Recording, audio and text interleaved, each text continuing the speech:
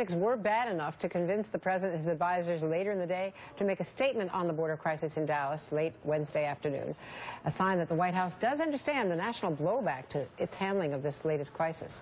Joining me now for our Daily Fix, Bloomberg News political reporter Gene Cummings and NBC national correspondent Peter Alexander live in Austin.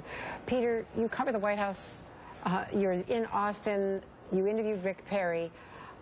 They didn't see this coming? I mean, we had Henry Cuellar yesterday, Democrat, as you know, member of Congress, and he was so hot and angry about it all that the White House then sent someone to see him later in the afternoon on the Hill after he had come out on our show and said he should be going to the border. Why have they got their feet in cement?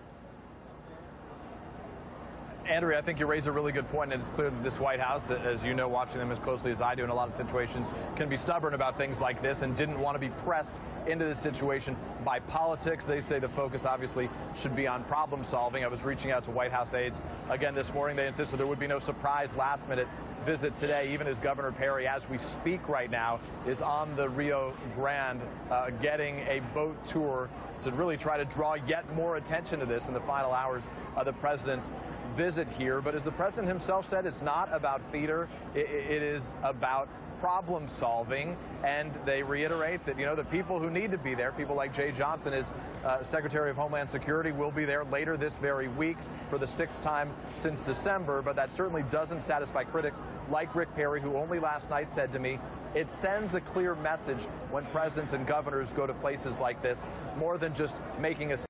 That's why you go to hurricane disaster zones like Sandy, he noted, like Bush was criticized for Katrina, and that's the same reason Perry said Obama should be going to the border right now. And Gene and Peter, I wanted to play a little bit of Rick Perry's conversation with Peter last night to that very point.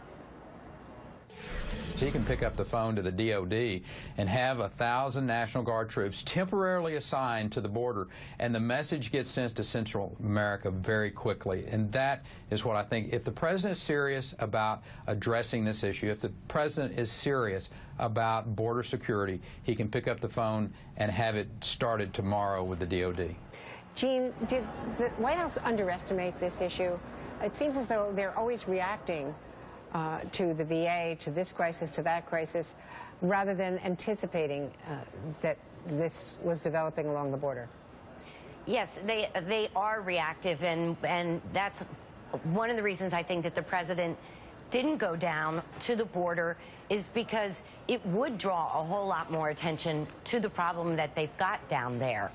Now, of course, you had Senator Menendez on, who was saying the system is working because we're catching them. They aren't coming in and then dispersing into the population. I suppose that's an argument you can make, but it sure is a big mess.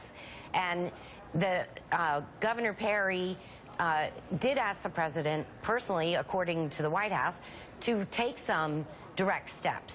And we'll see if he does do that. I mean, if what the White House is saying is this is about results, not optics, they have power that they can use to try to alleviate the situation there without waiting for Congress to pass the supplemental. Is there any indication from your conversations